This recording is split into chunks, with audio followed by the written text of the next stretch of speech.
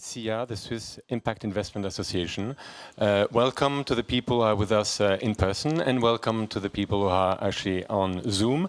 We're looking forward to our discussion. We're going to have an hour and a half of exchanges, so maybe some logistics at the beginning. So the people who are online, please don't hesitate to put your questions on the Q&A box, and we will go through it actually as we go through the discussion.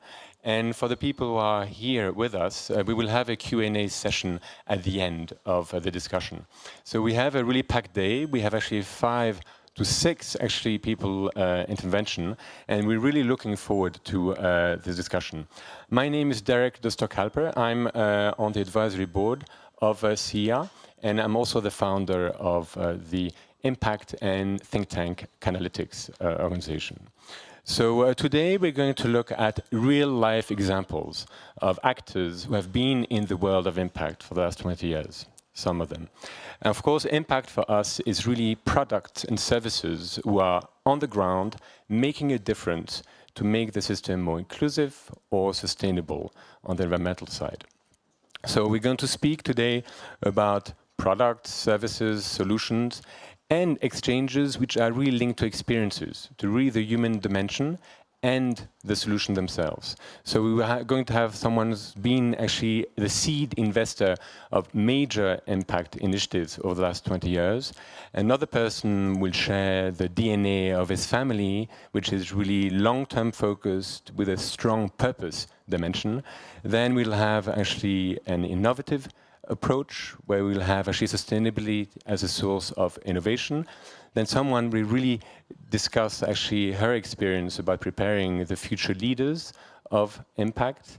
And finally, we'll have someone who's financing on the ground SMEs who can really make a difference. So today, now I'm going to speak and leave the floor to Ben, who's the president of the Swiss Impact Investment Association, and he's going to share with us actually the story of SIA and actually then present every panelist. Thank you, Ben.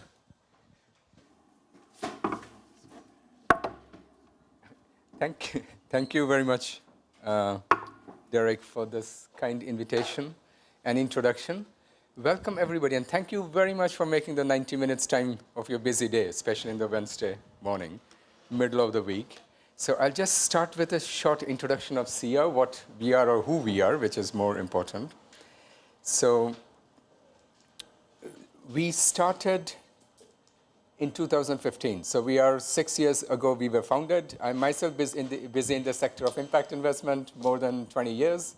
We have been doing it quite very well. Our main objective was to spread the awareness of impact investment in the Swiss financial sector. And the second objective was to make Switzerland the center of sustainability or impact investment here. So the first part, we succeeded very well. Now, everybody is today speaking of impact investment, so we are doing quite very well in the second. Today is our 6th annual event. So basically, we have an annual event every year. This is the first time we are out of Zug, because we always have been in Zug, and we do everything in Zug. And today we are in Geneva. SIA, I can mention only 3 things. We are, to my knowledge, the oldest, or among one of the oldest, or the oldest organization in Switzerland busy on the topic of impact investment. We have been talking about this and working at it, and we are completely active in this sector since quite a very long time.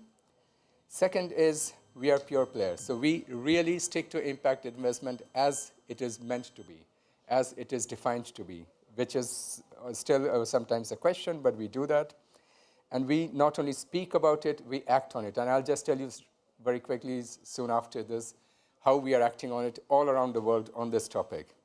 And the last of all, thanks to our members and our partners, we are international. We are quoted from United Nations headquarters in Washington till the Parliament in Australia. We are quoted by the indigenous communities in Americas, in Canada. We are quoted everywhere. So we are very international and very well known in that sector. So that's what we are. Of course, we are founded in Zug. Most of us are in Zug. We have been very focused in Zug. And now we are also in Romandie. So Derek and Christian Kingongwe, who couldn't make it today because he's speaking somewhere else, are representing us in here in the Romandie part of Switzerland. So who are our partners? And Carly Taylor, who was so gracious enough to invite us to participate in this event, she sent an email a few days back where she wrote, if you want to go fastest, you should go alone, but if you want to go far, you have to go as a team. And I really, really believe it, and especially in today's day, it's more valid than ever, because we are talking about global issues, whether it is climate change, whether it is loss of biodiversity, whether it is social inequality. It's all is in the global change we are working, we have to work as a team. So we have very, very good partners. We have Canton Zug. They have been with us from the day one that SIA was set up.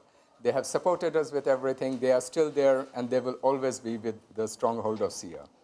And why? Because another point of Canton Zug is that Canton Zug itself has the policy in its actions and activities where sustainability, thank you, where sustainability and impact plays a very big role. And it is in the financial sector, in the real estate development, but a lot more. Second is Chamomile. Chamomile, to my knowledge, by far is the biggest impact investment network in Switzerland. It's a platform that we are using at SIA. It has financial institutions starting from the Norwegian Sovereign Fund to European Investment Bank, and major institutions are there. There are major impact investors are on it, projects, businesses. So that's the network we are using. Third is Faith Invest. That is really very important for us. 3 years ago, the head of 12 religious organizations came to Zug, and they committed a part of their assets for impact investment. They are one of our biggest partners, and they are doing purely value-based investments. Then we have the school. From Impact Investment School, we are educating SMEs around the world. We started with Switzerland, then we went to the West Europe, Nordics. Now we are also educating in Americas, in Far East, in Asia, in Africa, on how to implement or incorporate SDGs in your business processes or make a business out of the SDGs. That's what we have been doing. And we have also been educating a lot of financial institutions on how to make impact or sustainable portfolios. Last of all, of course, is the TV. It was started a year ago. It also became very famous. The idea was to spread the idea of impact investment around the world. Today, it's being watched by more than 200 million people around the world, but always on the sector of impact investment. It's a weekly program. And what we focus on is the heads of the countries, heads of financial institutions, heads of businesses. They all come and speak about sustainability and impact. And there was a side effect to this TV. What we found out is that projects or businesses or funds who came on the TV, they got what they were looking for. Because apparently the financial sector of the DACH region, the Nordic region, and the Benelux, they are watching this. So this is basically our partners. Who are the members of SIA? So we have basically 5 kind of members. One are, of course, the institutional financiers, like I mentioned, the sovereign funds, pension funds. Second kind of members we have are asset managers, wealth managers, and banks. Third kind of members we have are ultra-high net worth individuals and old families. We have quite a lot of them. Fourth, of course, are businesses and private people who are doing something with impact investment or who wants to learn something about impact investment. And the fifth group, the most, which I already mentioned, is the Faith Invest, who are also our member. So these are the members we have. Now we are coming to, as of today, I was supposed to tell a short story. So we basically have a big, juicy problem. 2 years ago, I was attending a similar event, or it was, no, I think it was nearly 3 years ago, a similar event where a head of an asset management company from Zurich came and gave an amazing speech about how he manages hundreds of millions as discretionary mandate, and he is busy converting his assets to impact investments. So slowly, part by part, he had a program of about a year or something that in 1 year he will convert, and he also presented 2 projects. Then it turns out, and it really touched me, and it touched many of the people of our community, and especially 3-4 years ago, our community was very small. By community, I mean the impact investment community. But then it turns out, when we knew further, a couple of weeks further, that the projects they were showing or proposing, they themselves were not in that project. They had not invested in that project, but they were promoting that project to others to get new clients. And their own assets were 100% just in listed assets. They had nothing to do with impact investment. So basically, they were using this to get clients. And this is not a one-off case. This happens more often. Because why? Because in their case, particularly in their case, the chief investment officer had always been working for many decades on basically on listed assets, and he knew nothing better, and he didn't want to do something different. And like I again mentioned, it's not a one-time case. So that's example. But if you go forward with it, everybody is talking about ESG rating. Everybody is talking about impact and investments. And certainly everybody is also an expert. And that really is not correct. Because the issue is, where we see is that we knew about the climate change from 1960s. Somebody I admire very much who also got the Nobel Prize for it, Dr. Pachauri from IPCC. He was predicting climate change since 1960s. We knew about that our economical model is not sustainable from 1970s. We knew that our extractive industries are doing immense harm to the societies and to the environments. What did we do? We have been talking, we have been creating policies, we have been creating agreements, treaties. Nothing has been happening. And that is where I'm saying that if people come and say, we are the experts on impact investments, or we know what it is, please go back 5 years, please go back 10 years, 15 years, where they were, what they have been doing. And this is also the issue where we have that we are creating a problem where the solution, if it is not regulated, if it is not controlled, this can erupt faster and bigger, because we are letting the players, the stakeholders, who are one of the reasons that we have these problems, or who have supported the creation of this problem, if we let them go completely free, unregulated, I think we have an issue. So that is where one of the issue I have. And second, we have thing is that because of these ratings and these commitments and these funds being set up, what worries me is that there's a distraction of funds going from which should go to impact investment to real projects. It's not going there, it's going to projects where it's not meant to be.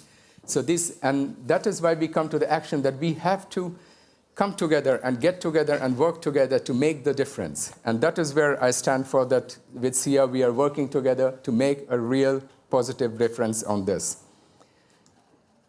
And that is our goal and mission. We are going to make Switzerland the center of sustainable and impact investment. That is our goal, that is our mission, and for that we need all of you in supporters.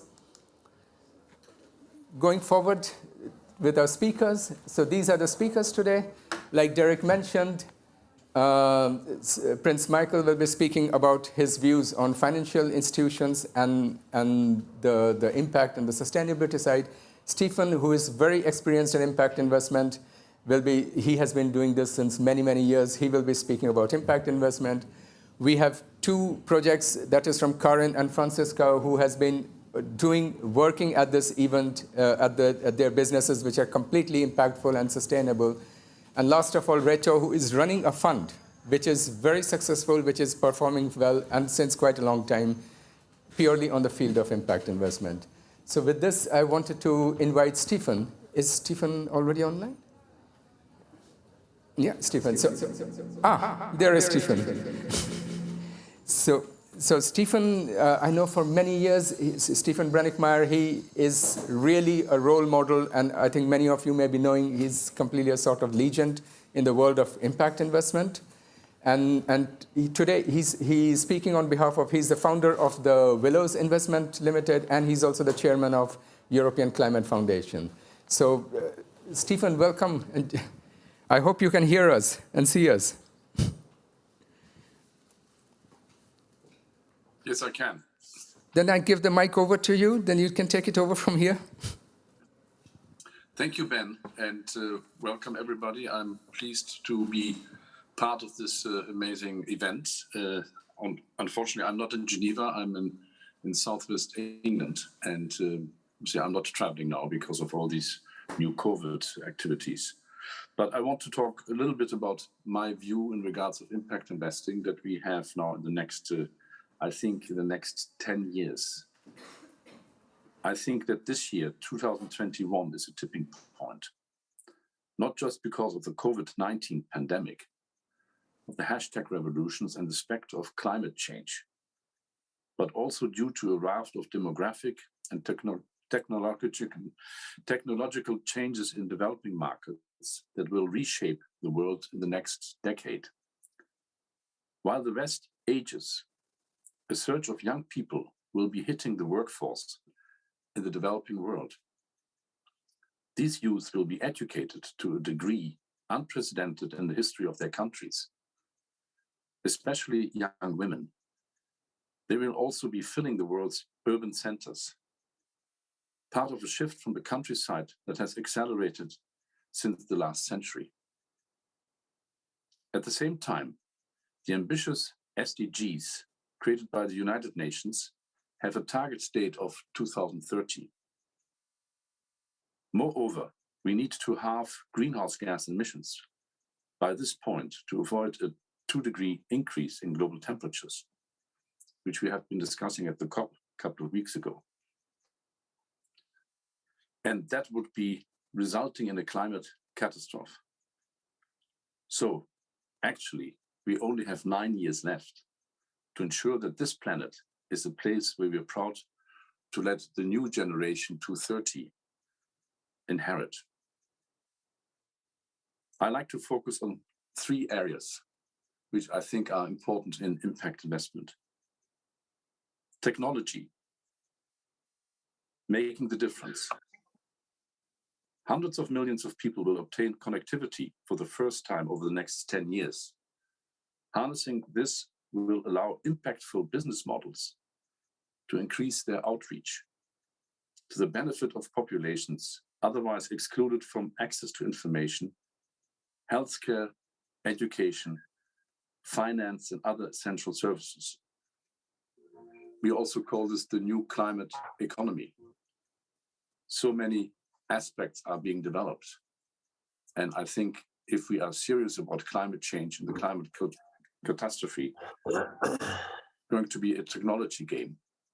And technology is there to solve problems and to come up with exciting new solutions. And I think for impact investors, this is a wonderful new area of engagement. The second area is creating opportunity. From gender equality to income equality, this is a global topic.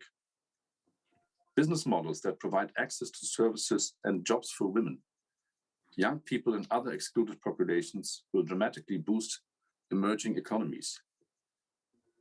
This in turn will catalyze development and significantly improve quality of life across generations to come. And as last point, talking about sustainability. As urban populations surge, particularly in emerging markets, finding ways to live together sustainably are crucial.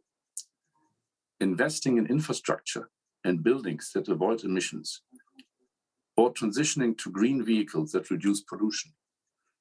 These solutions can also generate millions of green jobs, limiting global warming and boosting economies at the same time is a win-win for the planet and for us. So again, here I see impact investing is very much at the core of these new developments. And I believe we are at a critical moment for our planet and for the global economy, with the developing world at center stage. This is the moment to harness new technology and new business models to transform economies while providing sustainable solutions to the challenges of our time. Many of these business models have already only risen to prominence in recent years, but their influence over the next decade could be profound for all of us. Yet this is also true of the investment that they need to develop. With ethical and consumer choices more entwined than ever, the rise in sustainable investing means that impact investors are choosing to align their money with their beliefs. By continuing to do so, we can turn this decade from trauma to transformation. Thank you. Thank you, Stephen. Do you hear me? It's Derek. Thank you so much for those insights. I had just a quick question to really make it actually concrete. In the next 5 years, how do you see capital, technology, and maybe private and public actors working together to accelerate impact on those outcomes you identified? If you could share maybe 1 or 2 perspectives, examples with us. Thank you. Can you repeat this? I didn't quite get it. Oh, sorry. I was saying actually to accelerate impact in the next 5 years, how will you combine capital, technology, public and private actors to actually accelerate our solutions on the ground to go to clients and people using those solutions? I think you see a definite move in the financial sectors into this field. And just talking about the COP, where I've been at the first week, we had very interesting discussions with the financial sectors, with Deutsche Bank, with Barclays, with HSBCs. And these organizations are very engaged to get hold of these type of opportunities, which obviously, as I said, I think this is the new way of impact investment, and it's becoming a much larger part of the investment world. So I think there are definitely amazing opportunities. And obviously, a company like Responsibility, based in Zurich, obviously, they're already showing us how they can do this, to combine public finance with private finance and to really make a difference in regards of their own investment portfolio. Okay, so as Stephen is online, we thought that maybe we open the floor for 5 minutes if you have any questions in the room.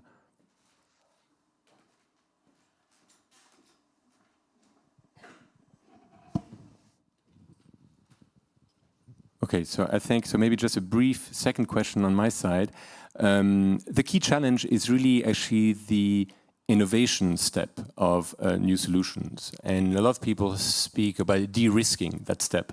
And I was wondering, with your multiple hats, could you maybe share maybe some new solutions to maybe help introduce some innovation that traditional market instruments, funds would not be able to fund simply because it's perceived as being too risky? Someone in your position with a network experience, maybe you could provide us some perspective as to maybe finding that bridge financing to a certain extent to accelerate innovation and let it emerge. I give you one example, which I find very fascinating. Obviously, if we look at our energy mix going forward, fossil fuel will not be part of the energy mix. We're looking at renewable energies, which is obviously solar, wind, water, etc.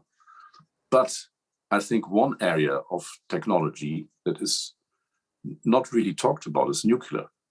And I'm convinced that nuclear has to be part of the energy mix.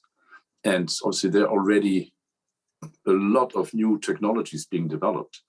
Rolls-Royce, as an example, in the UK, they're now testing small nuclear power stations, which are based on the technology that is used in submarines.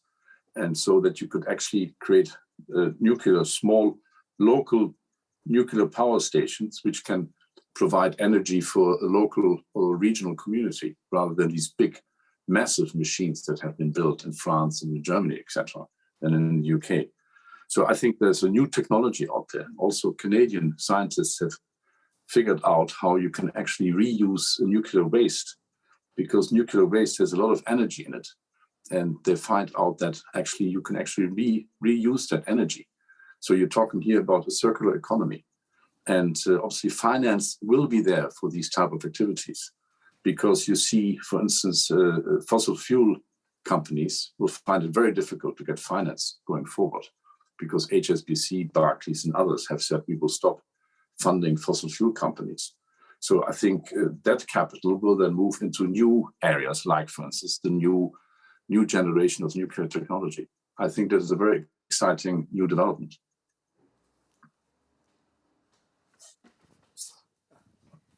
Thank you very much, Stephen. If there's no questions from the... Oh, there is a question. Just a moment. Stephen, there's just one more question from the audience. Thank you. Can you hear me? Yeah. Good morning. It's a question with regard to new business models. often new business models are what is required to be demonstrated before pure play private capital can come in to invest. The problem is that those donors and potential investors who are willing to test those business models and demonstrate them, often with demonstration projects or others, are either very slow when it comes from the public sector and too few. Do you think that there's more of a role for philanthropy in that space in order to meet the urgency with which we need to address a lot of these issues that are on the table? I think philanthropy has a very important role to play here. Obviously, we're working closely with the Earth Fund, which is obviously the $10 billion fund that was set up by Jeff Bezos. And obviously, they use their funds partly as investment opportunities, but also partly as grants. For instance, one of the organizations I'm working with, the World Resource Institute, based in DC, they got a $100 million grant from the Bezos Fund to electrify all school buses in the US.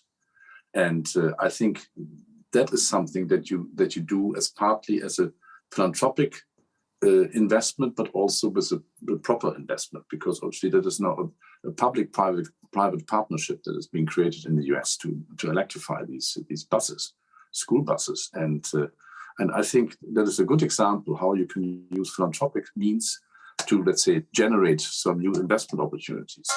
And but okay, people with a vision like Jeff Bezos, they can do that. But obviously, other philanthropic organizations are also looking at these examples, and I think they're going to follow suit. Stephen, thank you so very much. And I don't know if you will be able to join us back in the QA session because Stephen is having some work done. But in case if you can't join us, then thank you very, very much. And if you can join us, then you're most welcome. The link will be open for you. Yeah. Very good. Thank you. Thank you. And with this, I invite another guest from us who came from all the way from Liechtenstein, started extremely early morning. So with this, I welcome Prince Michael from Liechtenstein. He's the chairman of Liechtenstein Finance, chairman of Industry, Finance and Konto, and founder and chairman of the Geopolitical Intelligence Services. So Michael, welcome with this. And today he will be speaking just as Prince Michael. Thank you.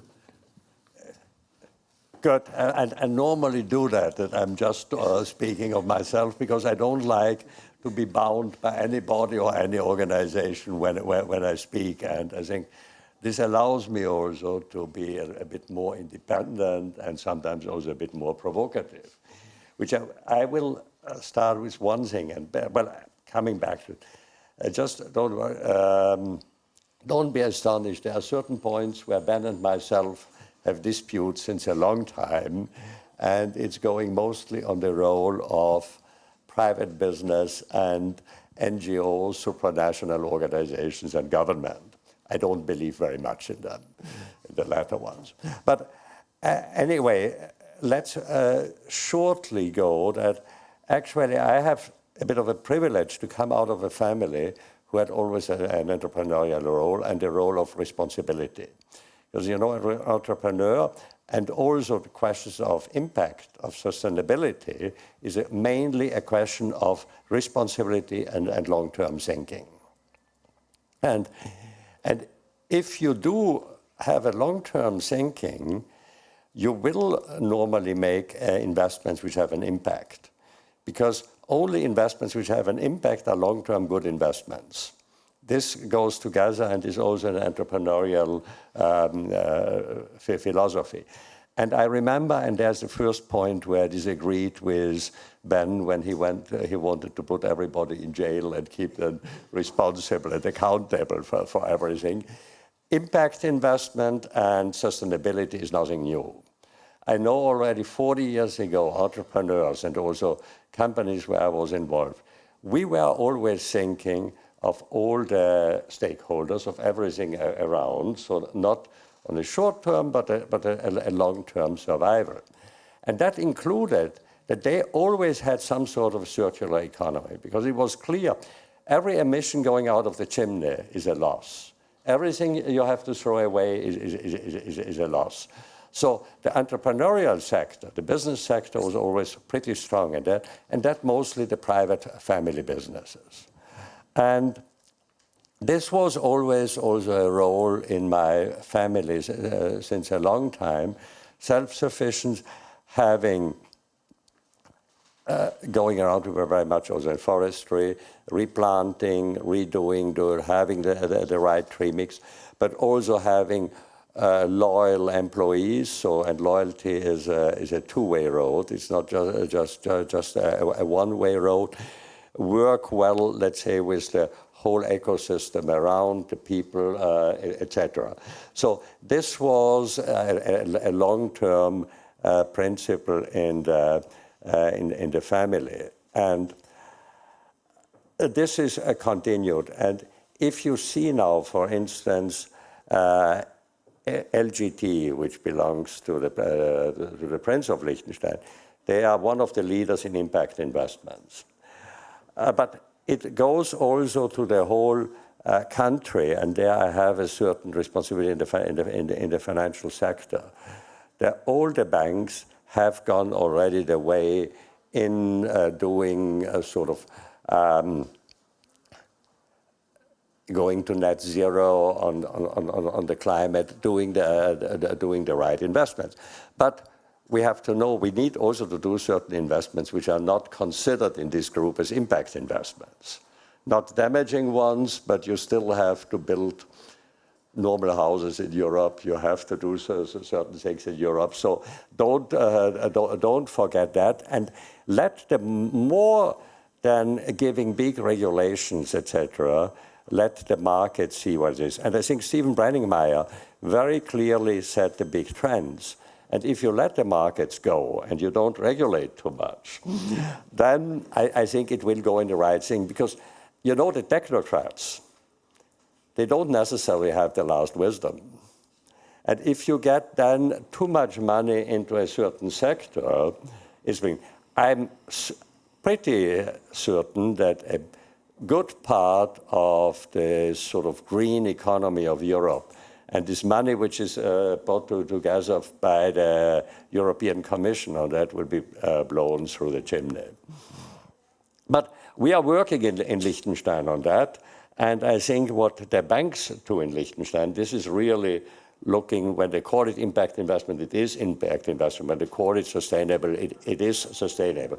There's always a margin, certainly a margin of error, also a margin of interpretation. But this, I think there we are in Liechtenstein very much advanced and aware.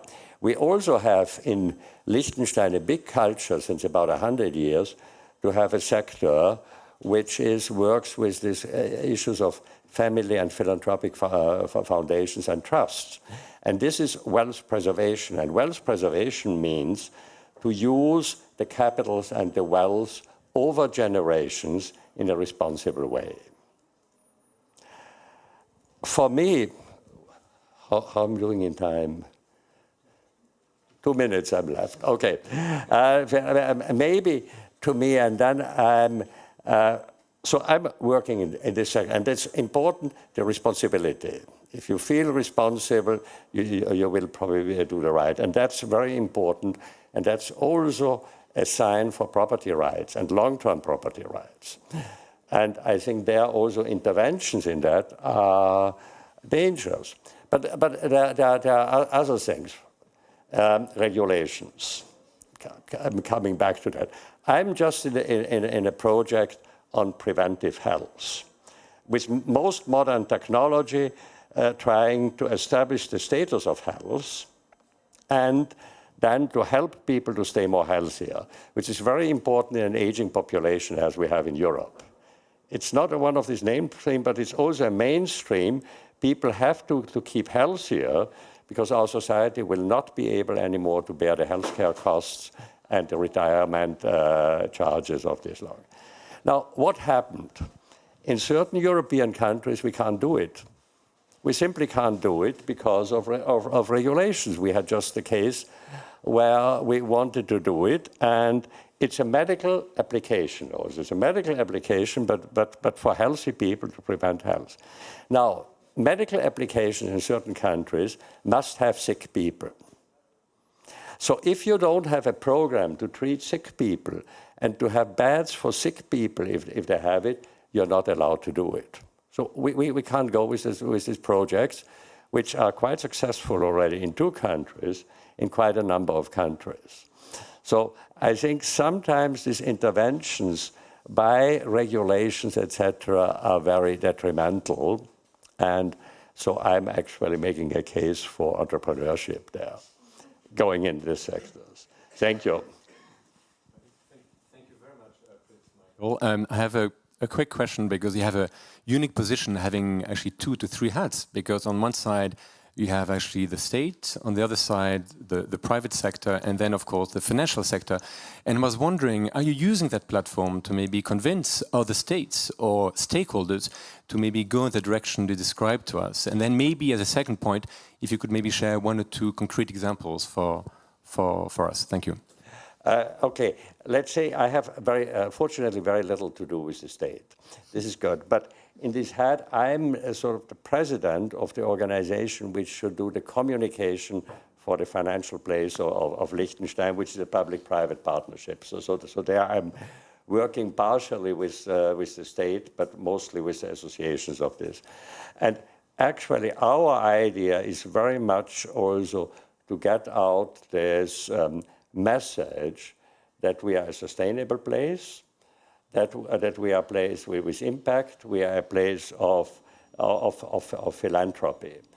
And Liechtenstein has proven also that it is, in the comparison of the financial places, those who participated in this, which are most Europeans and other ones, the US didn't participate in that, but that we are in an extremely good position. It's clear in this small country, one is more flexible, and Liechtenstein is a very entrepreneurial country. So this was gone through the banks, basically all the banks. They have committed to the different standards, etc. I think for examples, for instance, if you look what LGT has a real sector for philanthropic and impact investment, which is an extremely good example. And this is actually the proper money of the owner of LGT, of our ruling prince, but also of clients who are joining in there. This is a system which works very well, and it did already impact investments before the whole mainstream run on it. And I think this is quite an important achievement. And they work in different countries, but they work very focused. I think it's very powerful, because you're walking the talk to a certain extent, and you have this really long-term, purposeful approach to investment, which I think is really transpiring into what actually impact actors try to do in our day-to-day lives. So thank you very much. Thank you. I think I'll keep my questions for the for the Q&A, because our discussion will go on. But thank you so very much, Michael. Please. With this, I invite our...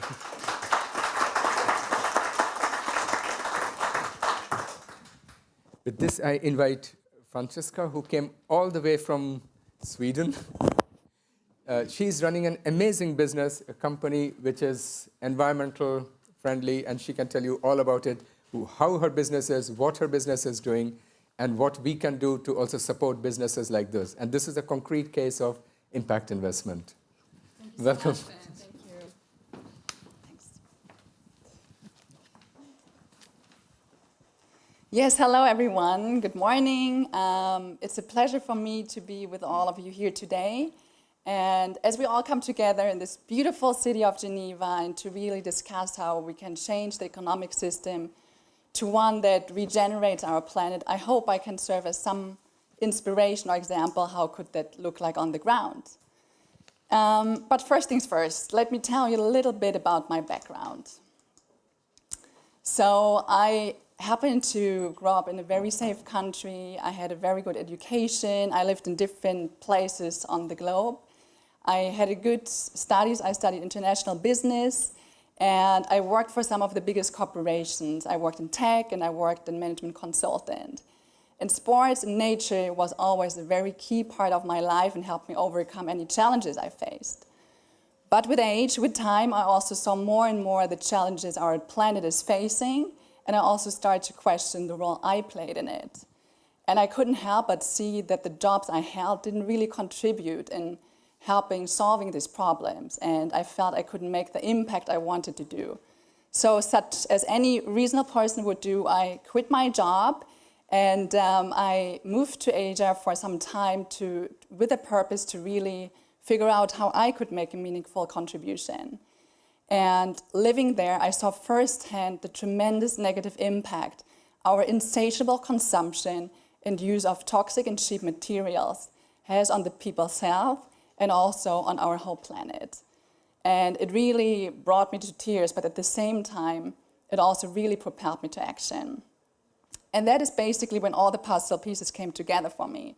I decided that I want to create a company that puts planet and people first, and that is deeply rooted in responsible consumption. And I call this company an impact-first company. So what's the problem then? As I mentioned, I used to do sports my entire life. I basically lived in sports clothes the majority of my waking hours.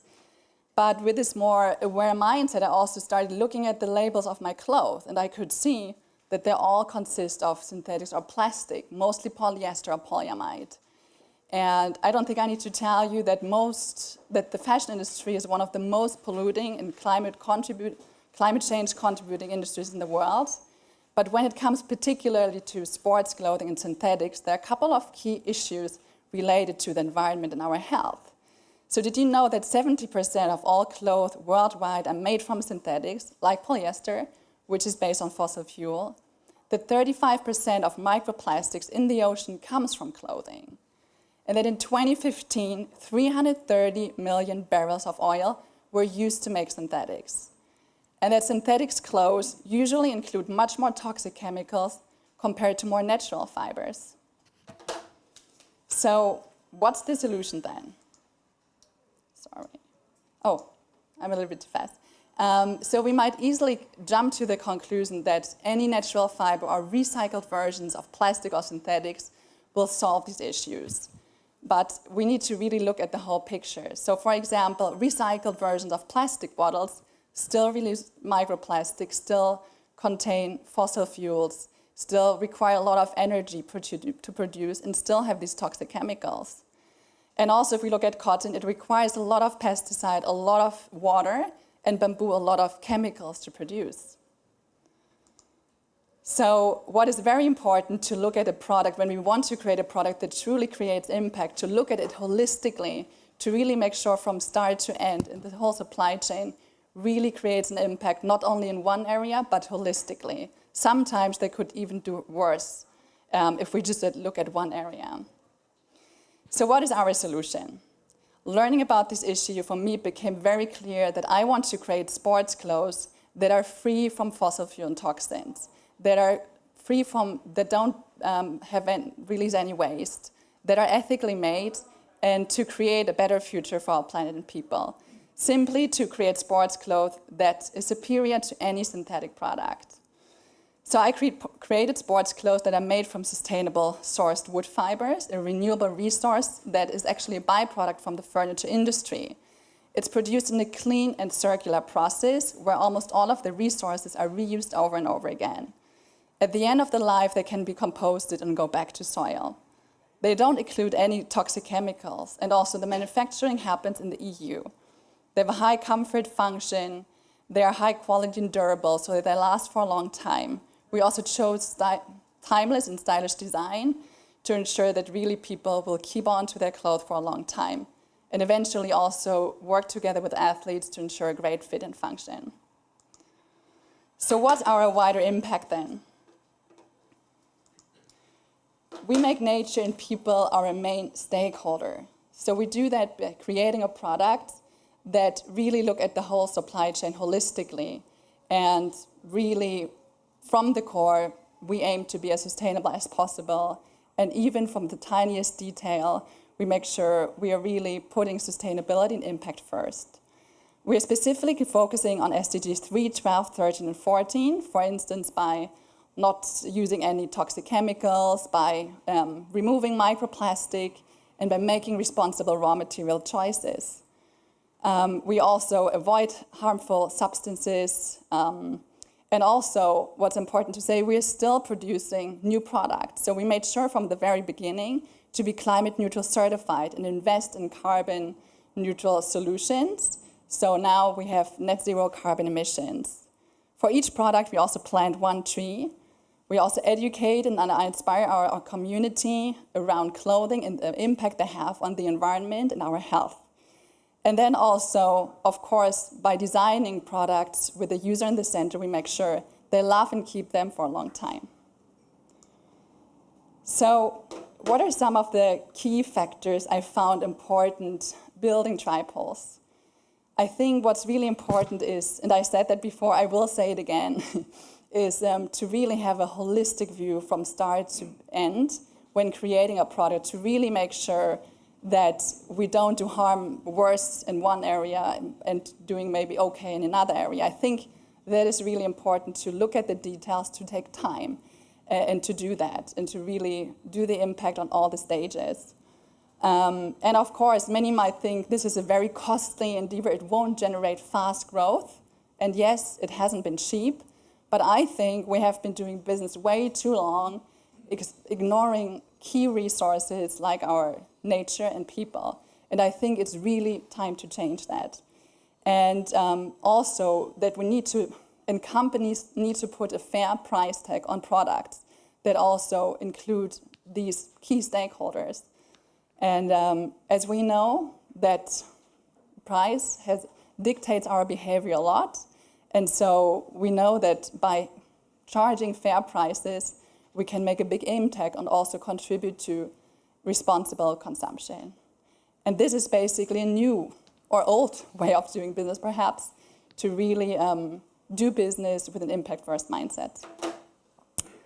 Now, you might think, are there actually people out there who will pay the price, who will see the value of such a product? Well, I'm here to tell you that they do.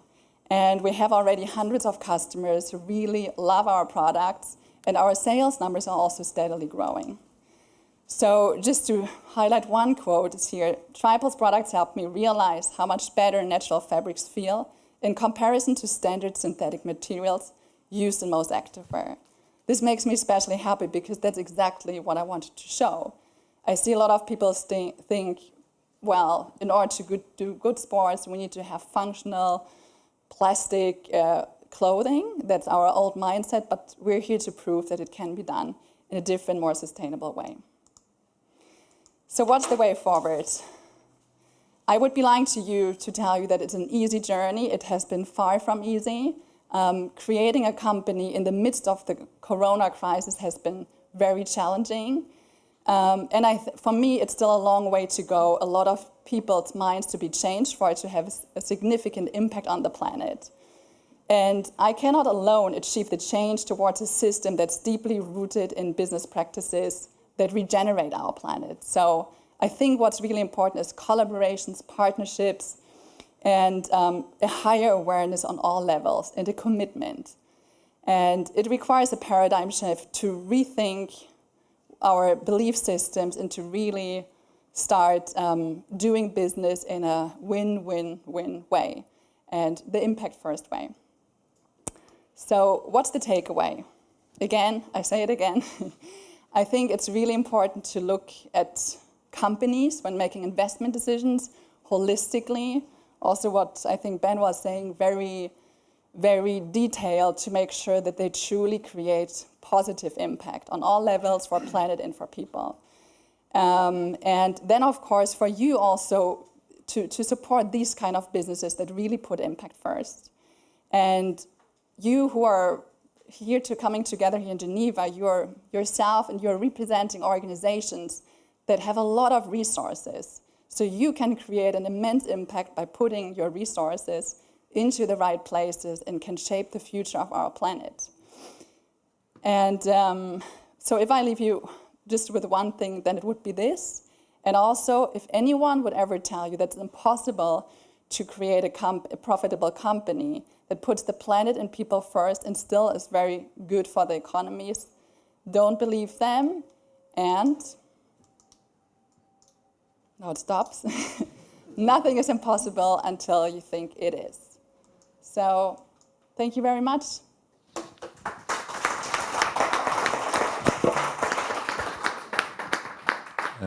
Franziska, thank you so much and congratulations. And I'm a strong believer that sustainability or the outcome focused is a source of innovation, meaning that actually if you focus on the consumers and on new markets, you can create a lot of value. And my question to you is really about partners. Who were the key partners that actually supported you to bring you to where you are today?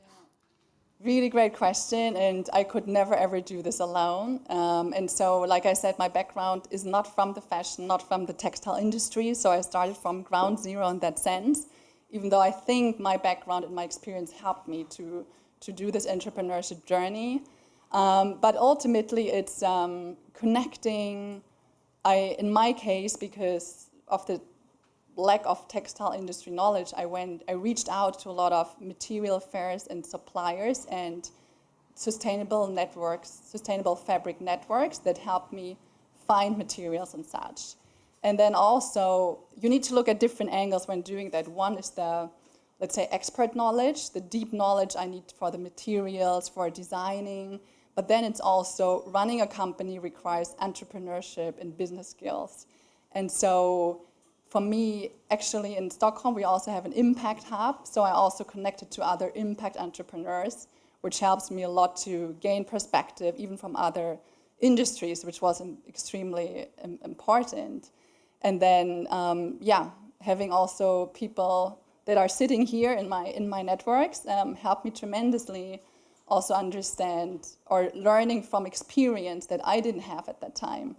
But it's very important to look at these different areas and be proactive. You need to find them. It's all available if we Google it. And you hear a lot of word of mouth, but I cannot do it by hiding myself behind or in the room. That won't work. It's really finding impact connectors to recreating Yes. that ecosystem for collaboration and Exactly. optionality. So thank you. Thank you so much. Thank you very much, Franziska. This was amazing. So now this was really a concrete case of what impact investment is or impactful business is. So with this, I invite Karin. Karin came all the way from Lucerne. She's running an amazing organization also, which she can tell you much more about it. She's bringing the SMEs together and educating the SMEs on implementing SDGs. And the organization is called Sunhard Business Leaders. So please, Karin, welcome. Thank you very much.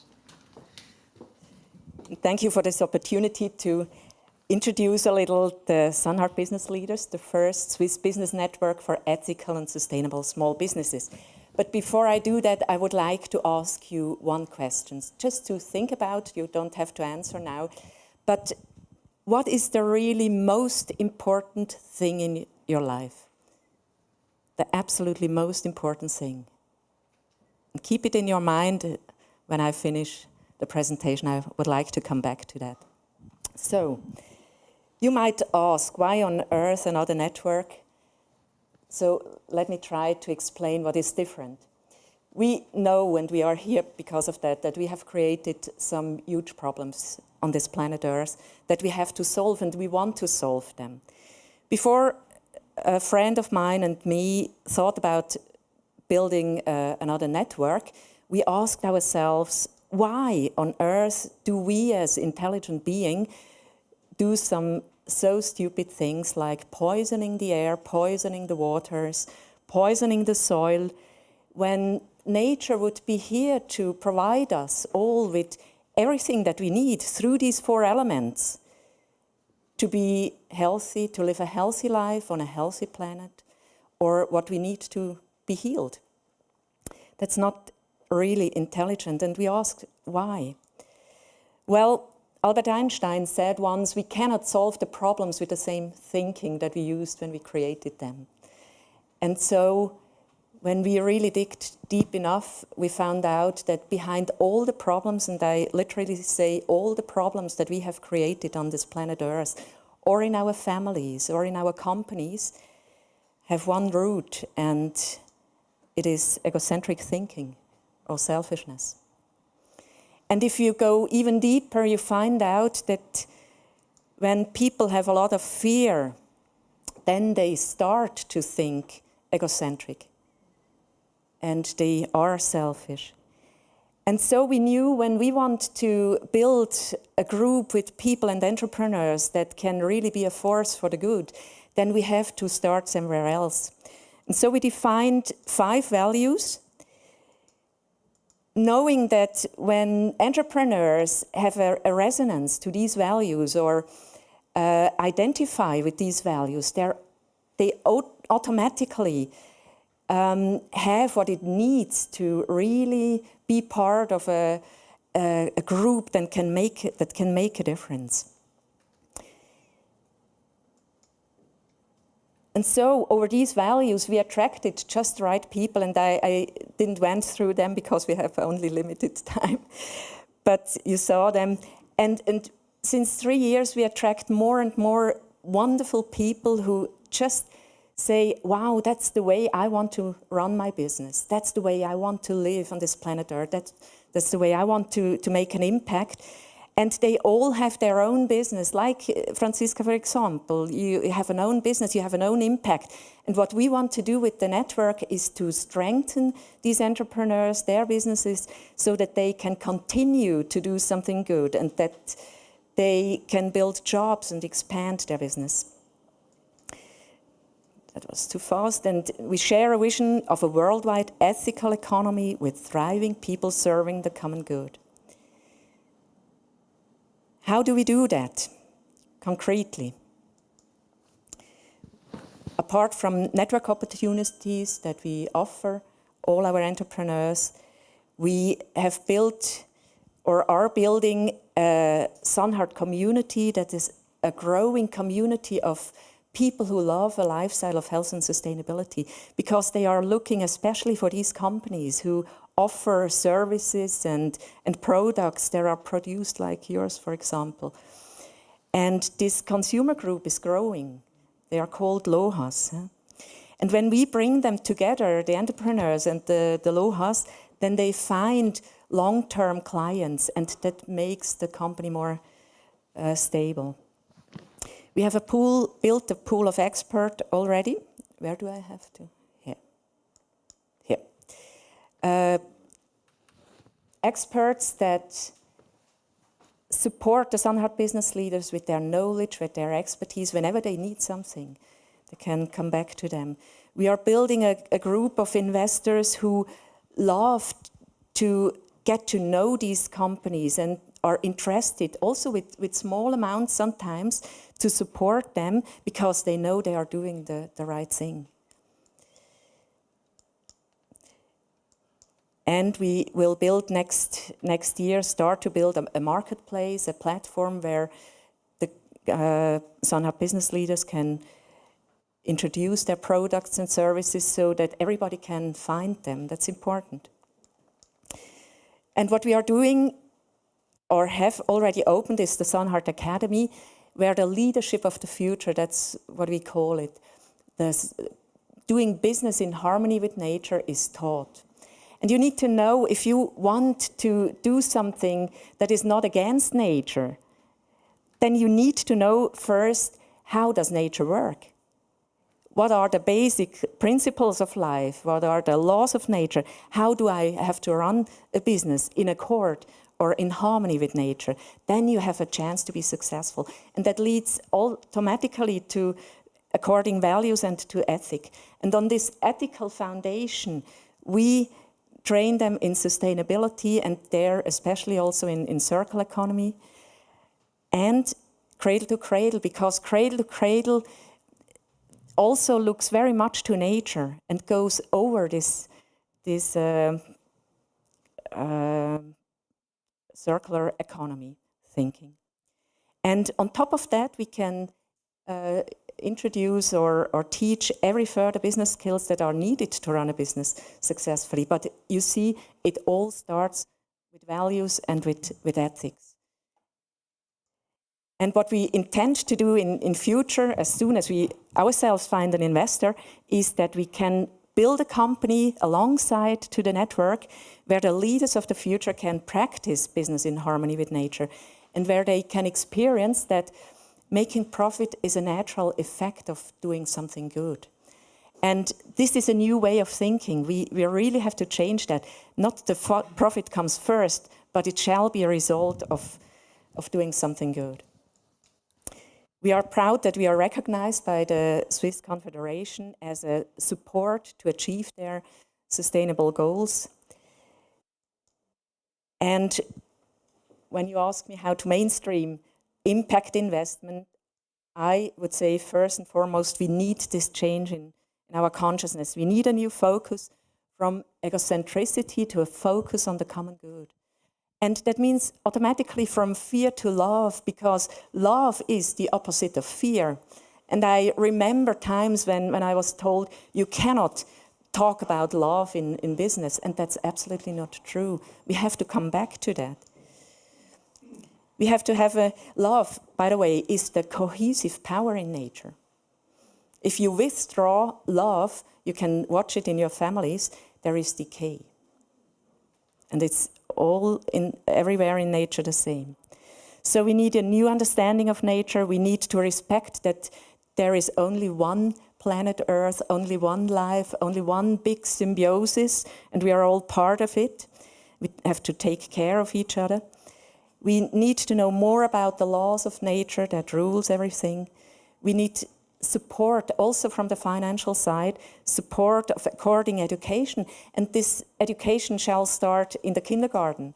We do it with our network on the management level, but everywhere you should develop this love for nature, this respect and this knowing, and this is being astonished that, wow, that's intelligent how you do that. How can we do it likewise? And we need a new understanding of success.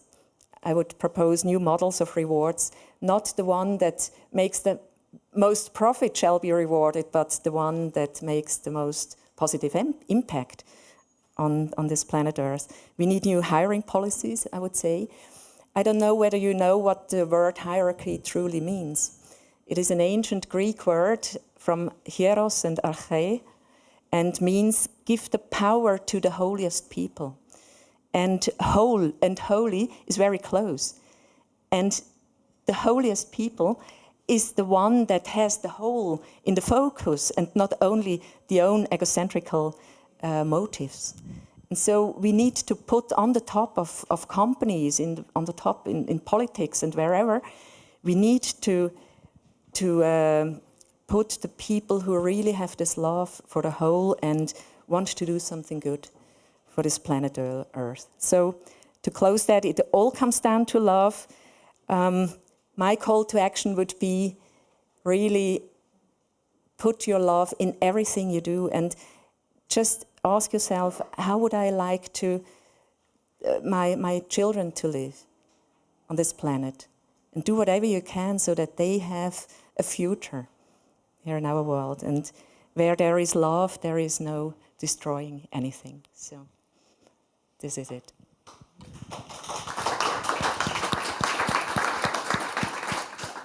So Karen, thank you so much. So interesting question would be actually for people to think what they had identified as their priority at the beginning and compare it after the talk of Karen. But first, thank you very much. And I think... May I come back Please, to of this course, question? Thank you that you remind me. Who of you said the most important thing in my life is make money on business? No.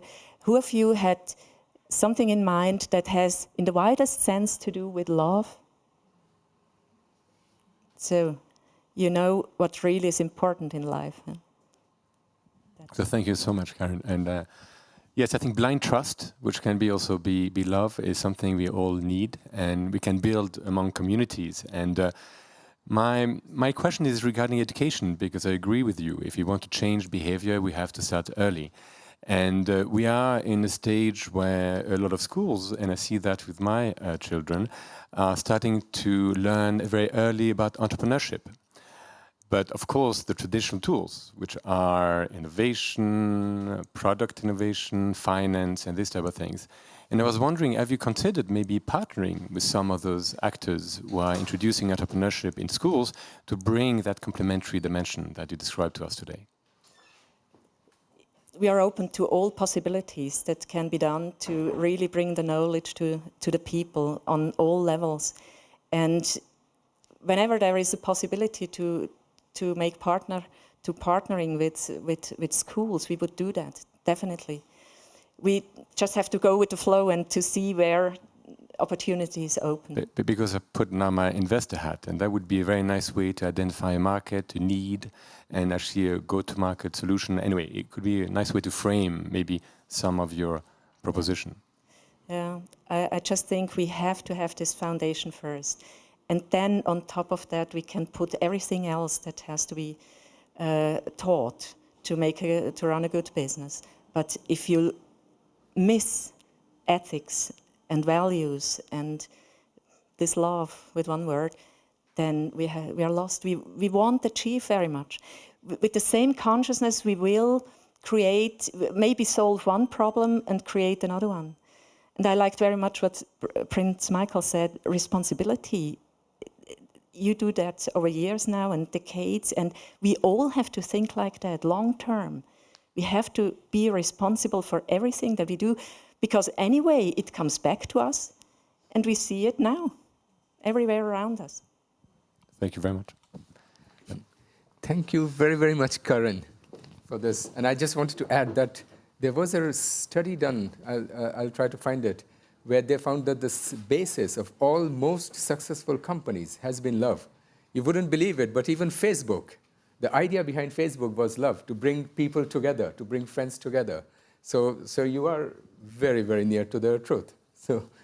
And about the school, I wanted to add that there are already schools where they are teaching children from the age of 10, 12, entrepreneurship and sustainable entrepreneurship. So that's already happening. So with this, I invite our last guest of today, Reto Moore. He's also from Liechtenstein. He's running a fund which is very successful, outperforming the market, and he's doing it quite a long time. So I think Reto can tell you much more about this. Thank you very much. Yeah, thank you very much for joining me this morning, and really like to present today enabling microfinance. Michael was mentioning already, I'm also from Liechtenstein. Impact investing has a long tradition in Liechtenstein already. I think enabling microfinance is part of it. It was actually, the fund was launched in 2008. At that time, it was exactly after the financial crisis. People were quite a bit scared what is going on now, and a lot of the financial actors, they tried to review. And also in Liechtenstein at the time, all the actors, the associations, the banking sector and the foundation sector were discussing what can we do going forward in terms of new products at that time. And this was all based on a research program at that time at the university in Liechtenstein, assessing whether microfinance is a financial product, is an asset class in general or not. Because at that time, nowadays, it's probably you know already microfinance, it's not mainstream, I would say, but it's more common. People know about it, but at that time was really the first time, and was not really at the time of impact investing worldwide. What is microfinance? So we always say financial returns meet social impacts, which is exactly when I need to explain how it is exactly this. Since what we do is we give micro lending to micro entrepreneurs in emerging markets. People, they are not included in the financial system. They have skills, they have ideas how to be an entrepreneur, but they have no assets. They have no money to do that. And we do this since beginning of the fund. So we go in these emerging markets, selecting people. We call them active poor. The thing is, we need to explain. Poverty is worldwide a big topic, and when we're talking about microfinance, we want to. I mean, donation is one good thing. Donation is very, very important these days, and was in the past as very important. But in some cases, it doesn't help. Donation is fine, but you need to get people helping themselves by setting up a business and to build up a sustainable livelihood for themselves and their families. And you can see that the performance of the fund. It's a very stable business. The performance is very stable. It's non-correlated to other asset classes. And I often ask, what is the reason for? I mean, it's so stable. We don't have default rates at all. There are so many different reasons. One of them is of course, it's basic business. Oftentimes in the rural areas of the countries. Give an example. I visited Georgia prior to the COVID crisis. There was a woman doing some sewing for uniforms for schools, for weddings and so on, and need to buy a sewing machine. So we were actually financing her the sewing machine. Basic things, it's not a rocket science. And of course, it's the whole process. So we coach them, we give them education, we make with them the business plans, and this helps to be successful. And finally, it's our main target. I mean, if you try to get people from poverty into the financial system, you should first avoid over-indebtedness. And this is the main purpose and the main target we have. So we really try to and support them all the time during the business. Yes, so this is, I would say, the combination impact and financial returns. It works, and it works well. And something I just forgot, the most important point from my point of view is, if you see the people living there in these countries, if you give them just dollars or just a donation, this is one thing. But if you give them a perspective, if you give them a contract on eye levels, so we make a contract together and they have to pay back this money, I think this is a totally different effect on these people, on their self-esteem, and this is a big story, I guess. This is quickly our history, our milestone. I told you since 2006. I'm mentioning already the beginning of the fund. The first 10 years was more or less a bit of, would say, a club investing story. It was actually open, the fund, but was not was not actually distributed. We started that in 2010. The reason for it is we are owned by a charitable foundation. So these are two big foundations in Liechtenstein. One is Hilti Foundation. Hilti boring machines, you probably know all of you. Then Medicor Foundations, two foundations. And they saw at the beginning, we don't want to make it. We want to first prove the concept before we go out to other investors. So in 2018 was actually the time when the foundation decided to go active in distribution. And in 2020 was another milestone, since we got in collaboration with a team called Enabling Capital. They do all the operational work for us, the portfolio management and the selection of the investments exclusively for us. And this was a big milestone. We can also see that in growth of the fund. Since last year, we've just crossed 100 million in assets. It was exactly 1 year ago, and now by end of this month, we are about 300 million. So the demand and the interest in the market is really huge, and this is good news.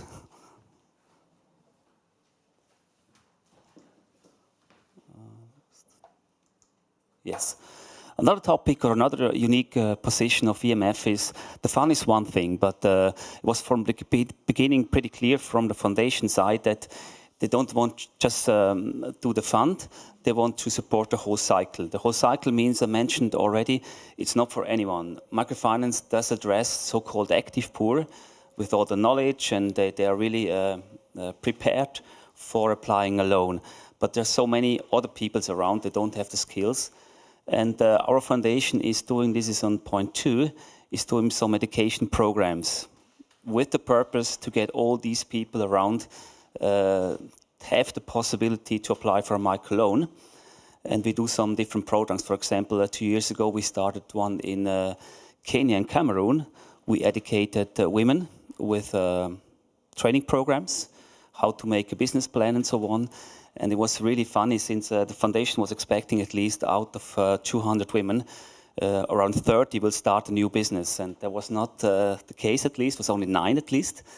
But it was quite a good experience since the 9, they were really prepared to start. And the other ones are just working about to get these skills. Since it's very important that they know how to, since at least it's a loan, since a loan needs to be paid back. And this is the most important part. It's just finally how it works. I mean, this is a very complex process. So I often ask if we lend directly to micro-entrepreneurs as a fund. That's not possible. We do work with so-called microfinance institutions, intermediaries. They select the micro-entrepreneurs. So we take the funds from our investors. These are mainly family offices, banks, but also pension funds these days are quite interested in investing in microfinance. NGOs, institutional clients, they invest in the fund, and we do actually select microfinance institutions.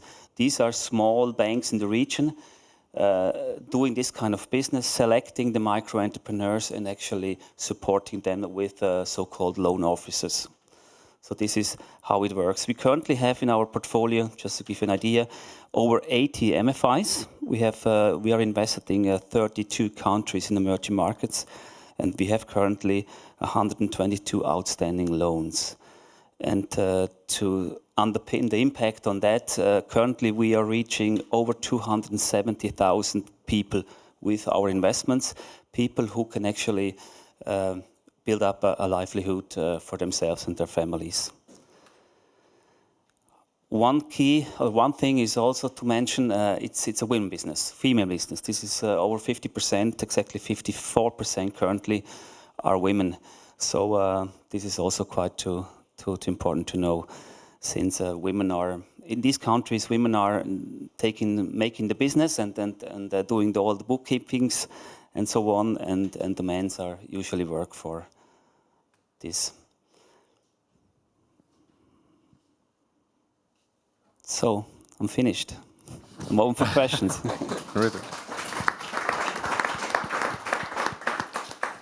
Thank you very much. And I think Geneva is also a center of microfinance. Yes, of course. Years. And it would be interesting to see actually how you differentiate yourself. But my question is more about the future. And we've spoken about technology. And of course, technology could be a great platform, let's say, to access directly some of those micro-entrepreneurs. And I was wondering, is it maybe a dimension you'll be considering the future? And if you have maybe some examples? Or? Yes, it's a very important, technology is very important. It helps actually, since the process I just outlined at last, this value chain, microfinance value chain is quite complex. Contracts, it takes time that since the investor is investing in the fund and finally reached by the micro-entrepreneurs, there's a lot of technology involved, and this helps. On the other hand, it's why it is so successful. I think it's still a people business.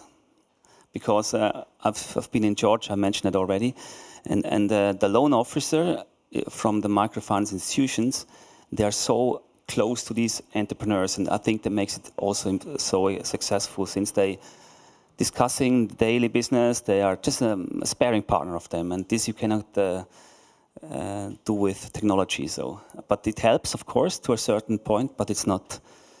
At least it's still a people business.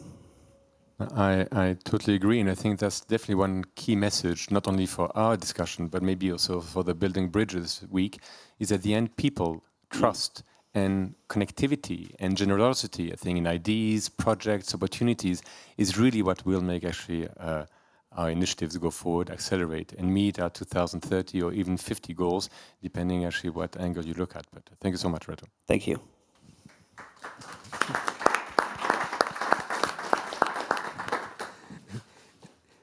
Thank you, Reto, very, very much.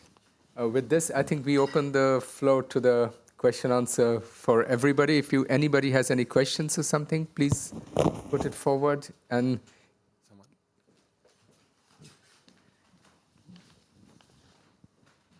if you can maybe just present yourself. Thank you very much. Hello.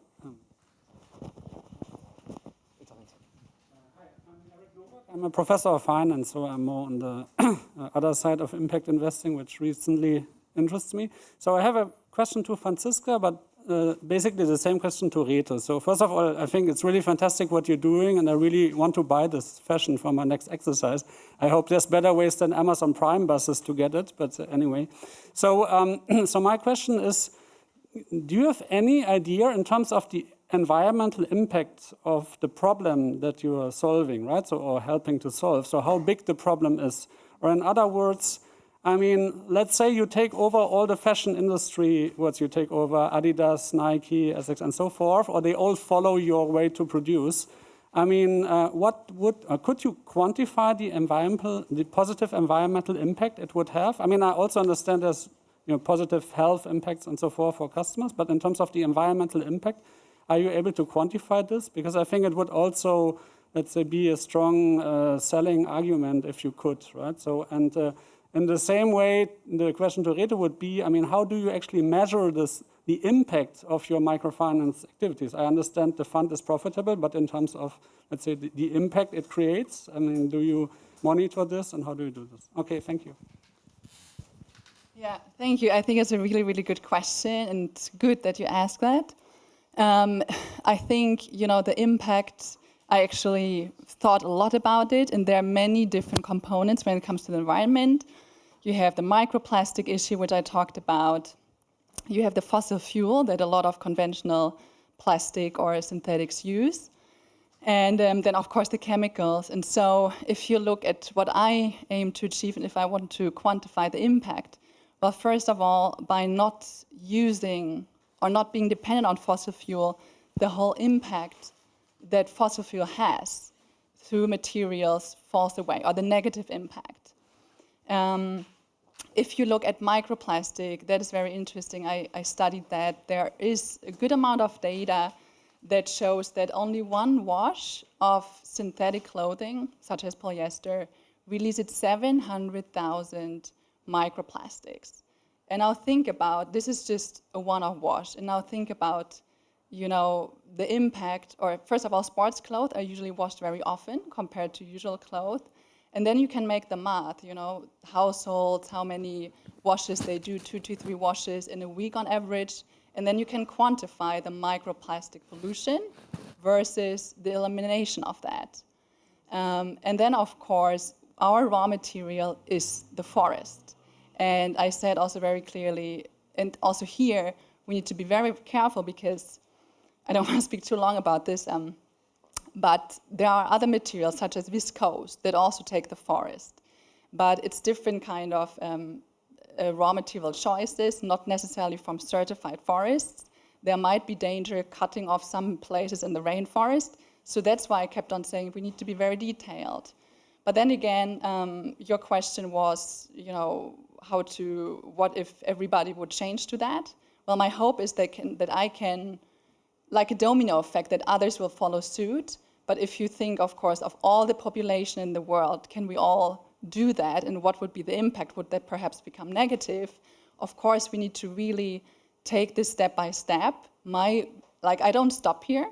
I really think, how could this serve more people, and how could it perhaps be recycled, or there are other business models or complementary, such as reuse, repurpose, that could also be very interesting, so that you don't have to take all the raw material, even though it's renewable.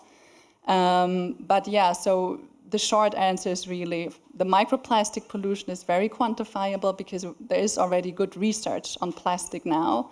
The elimination of fossil fuel, I think, by not using that is positive.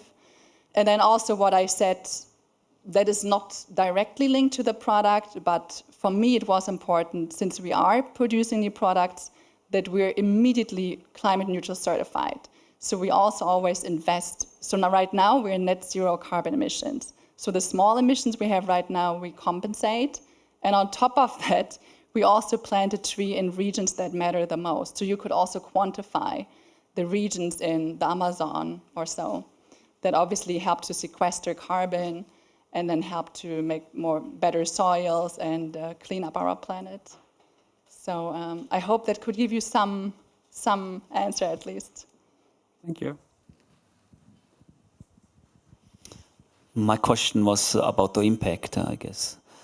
We have an impact report. We announced that on a yearly basis, which can be seen on our homepage.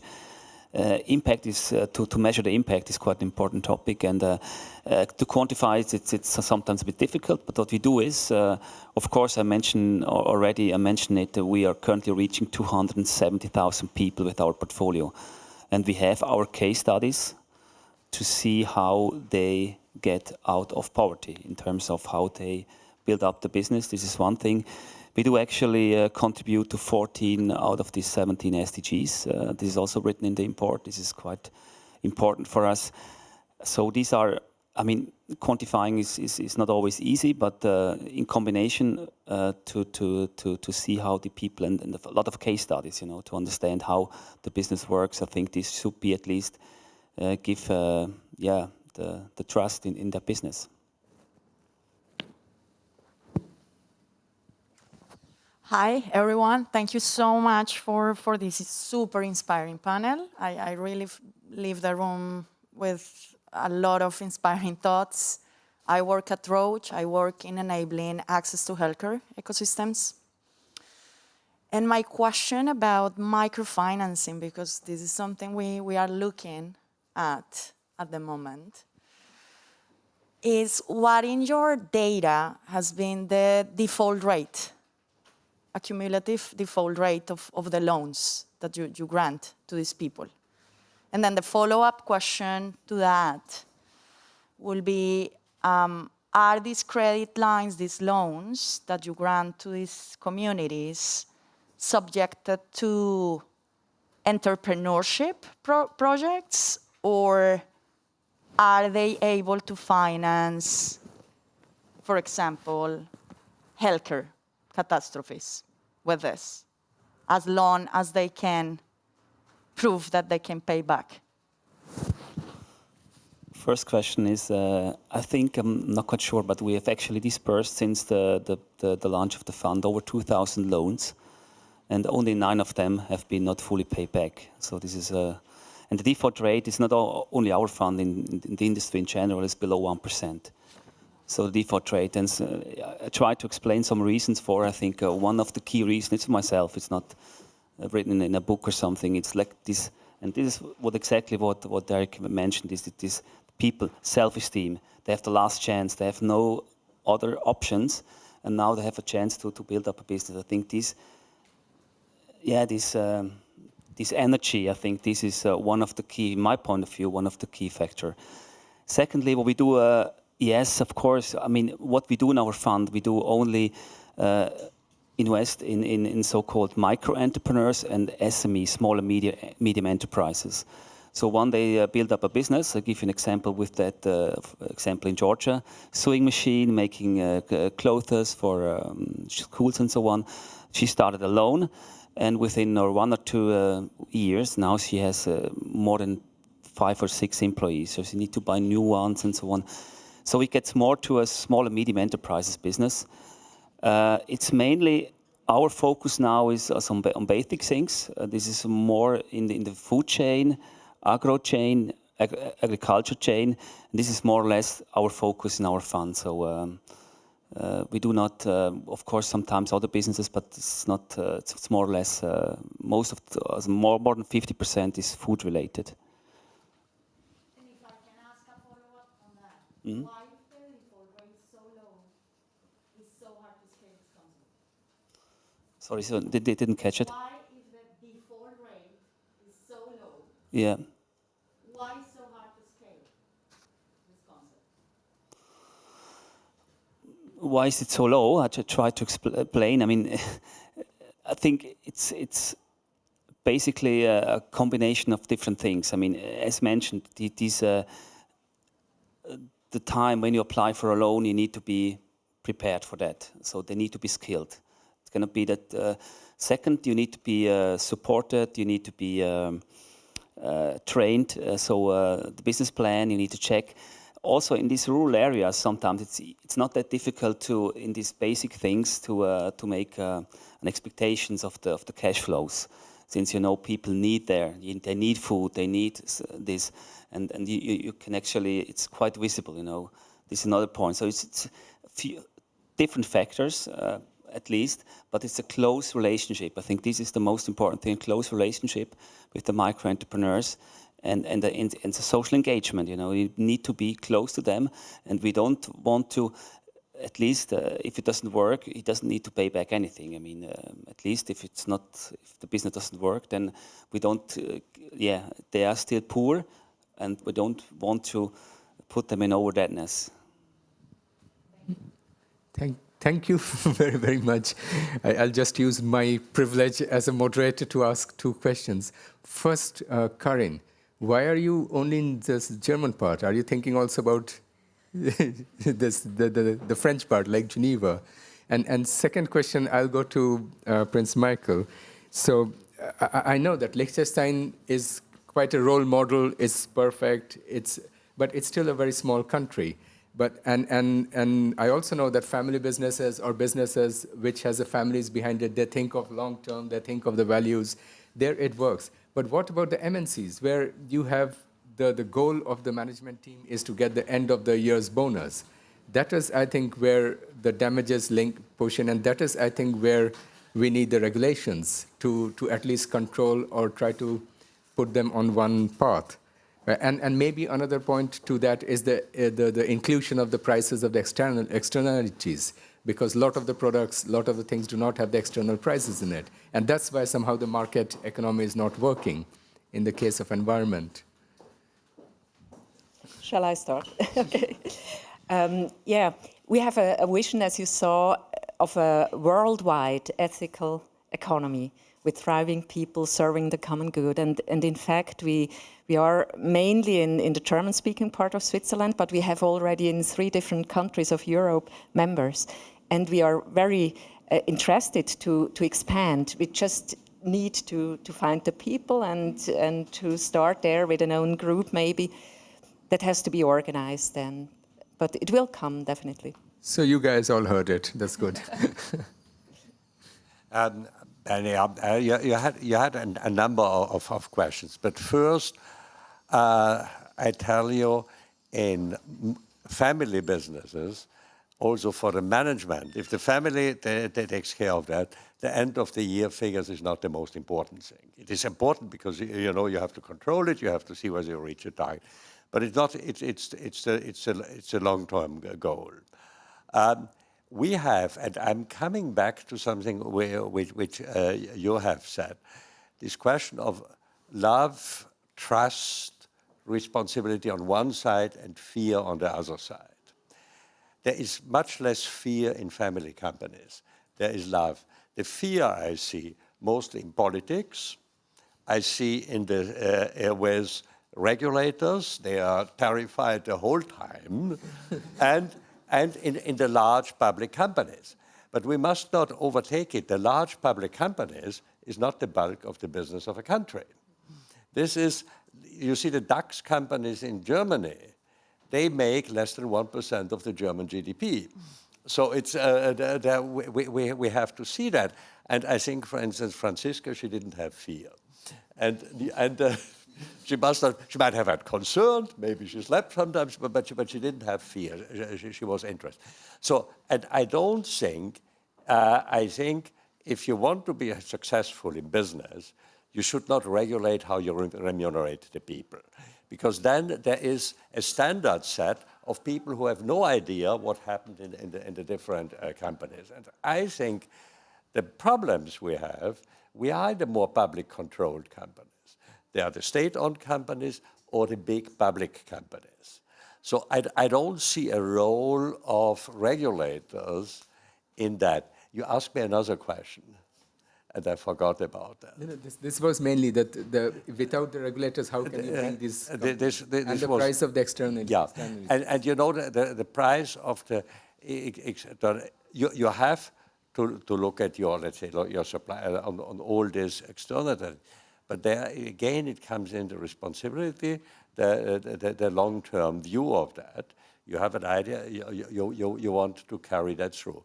I think it's very good that now it's coming, and I think the NGOs play quite a good role, that there's an awareness. Problem is that NGOs like to get radical. And then they always think that they are very right. But I think it is good that this awareness came up that we have to do something. And externally, you ask, why are you not in not me but neighbor? Why are you just in the German-speaking part of Switzerland?